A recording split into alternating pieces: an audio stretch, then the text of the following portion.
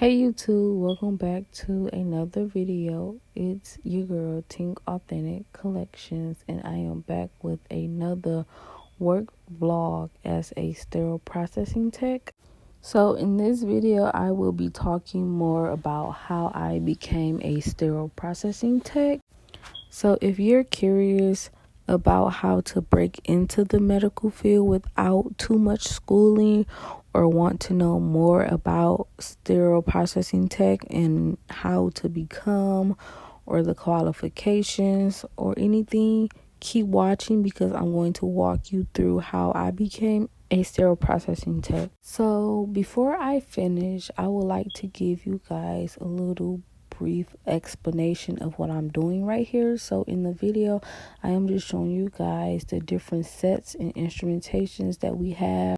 So first thing first, let's start with the basic. What is a sterile processing tech? And basically, we are the people behind the scenes, making sure every surgical tool and instrument is clean, sterilized, and ready to go.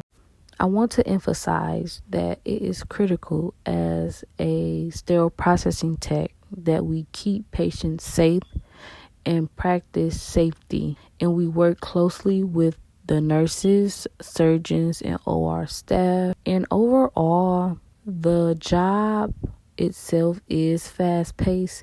It's very detailed focused, and to be honest, it's not for everyone. Everyone is not meant to be a sterile processing tech, but it can be perfect for you. So once I graduated high school, I immediately went to college, community college to be exact. And I really wasn't sure what I wanted to do, but I know for a fact I wanted to work with children. So I was originally going for a pediatric nurse, even though that did not work out. But when I'm undecided, I really talk to people about it. And so I end up going to my advisor to seek some type of guidance. So she ended up telling me about the surgical tech program at first. And so I did consider it, and I did start taking my first class for it. And for the Surg Tech program, it requires 3 or 4 classes that you have to pass with a B or higher. And because I tend to doubt myself sometimes, I didn't feel that I would be able to pass with a B or higher. So I end up going for the Central Service Tech, which is the same as a sterile processing tech. And that program only required 2 classes, if I'm not mistaken. And because they were already telling me that it's best to start off as a sterile processing tech and then make your way up to a surgical tech, so I end up going with that route, so that way I can have the basic knowledge of instrumentation and have an idea of a surgical tech and what they do. So the first class I was taking, because I was a part-time student because I had to work also. The first class I was taking, I did miss the first day of class, and I had that class every Saturday. So when I came back the second week, which would be the second day of class, they had a test, and my professor was nice enough to let me study that day and then take the test the next following Saturday when we come back. And so I did end up doing good for me to have missed that first day. The first class wasn't hard at all. We would typically have to read the chapters at home, and then we'll come back and have a discussion in class, and then we would mainly just go over our instrumentation, and that really was it. We mostly had a test on the instrument, not so much the book work. And then the second class was more so regarding our clinicals, making sure we're getting our hours and we learning what we learned in school.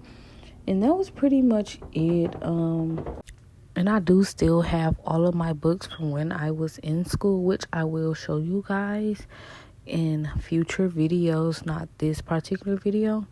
So in total, it took me about 2 years to finish everything for me to become a sterile processing tech. Now, when I was in school, no, I did not become certified. I waited until I felt comfortable. So when I started taking my second class and we started our clinicals, everybody was assigned to the same hospital because I had a small class. Well, we started off large, but as time go, the class size starts to decrease. So it wasn't that many of us. So we all did our clinicals at the same hospital, and it ended up being two of us, me and another girl. And so, well, actually three. The other girl didn't stay. Well, she didn't make it that long. And when I say she didn't make it that long, I'm referring to she had personal stuff that was going on to where she couldn't continue her clinicals, which she had to drop the class, which left me and another girl. And she ended up stopped coming. Well, no, I think she made it and didn't take the job because she had a lot going on. But anytime you're doing your clinicals, you are typically working day shift, 8 hours, no weekends. And then for me, I just only reported my hours to my professor on the day she would have us come in. And that was really it. Once I finished my clinicals, the hospital that I was doing my clinicals at had offered me a position in a different tower. So the hospital that I did my clinicals at only had 2 towers, and the tower that I was doing my clinicals only were working with ortho, neuro, and then the other tower will work with CVS, peds, urology, general, those type of sets. So they end up telling me that they had a position open for that tower, not the tower that I had experience in. So I was a little hesitant on working and accepting it because I wasn't familiar with those sets, but I ended up taking the job. So after I accept the job, I had to switch departments, and I was already working with the hospital I did my clinicals at, just not that location. So when they offered me the job and I took it, I informed my supervisor, which was at a different location, that I've been offered a job, and basically that is something I want to do. And so typically, because I didn't do a whole year in that department, you're not able to transfer to a different department until you do a whole year. But she didn't hold me back from doing that, so she allowed me to transfer departments to go for what I was going to school for. So once I started working in CPD, I began to get trained. Even though I knew some things, it's just not all hospitals and surgery center. They all work differently. They all have their own way of doing things. So I want to say before I even say that, when I started working at the hospital, they allowed us up to a year to get certified. Now, me personally, I wouldn't take that long. However, I want to say I took about maybe 4 to 6 months to get certified within that, because I also was studying to make sure that I passed the test. There's 2 different types of tests. You have the 1 year and the 5 year. I know the 1 year is ISHM. The name probably has changed. I know it's HSPA now, but the 5 year one, I heard about it, but the only reason why I didn't take that is because I heard that it would be phasing out, so I feel like it was pointless to take it. But overall, I do feel like taking the certification test, is not hard. I feel like it's more trick questions than hard questions, and then you have to have experience and study to know what is being said and what is being asked. And also the process of elimination helped me pass my test. And then they also had questions on the test that had nothing to do with my department, but when it came to those types of questions, all I did was process of elimination. And what I used to study, I had my books that I used in class to study.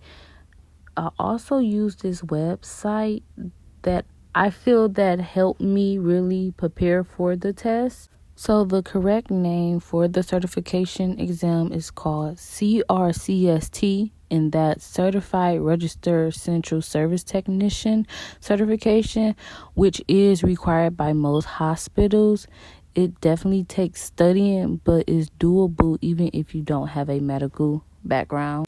And I also did not mention when they offered me the job, I told them that I could only do mornings, no midnights or afternoons.